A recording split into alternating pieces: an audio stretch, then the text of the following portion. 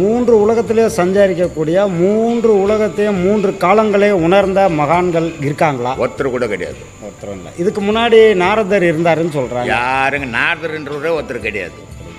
சரி, நாரதர்ன்றவரே கதை.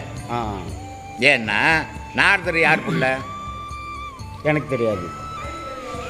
என்னப்பா தெரியாதுன்ற? நாரதரை பற்றி சொல்கிறேன், நாரதரை பற்றி தெரியாதுன்ற. நாரதர் வந்து பிரம்மாவனுடைய புள்ள. பிரம்மான்றவரே ஒருத்தர் கிடையாது. அப்புறம் நாரதர் எப்படி வருவார்?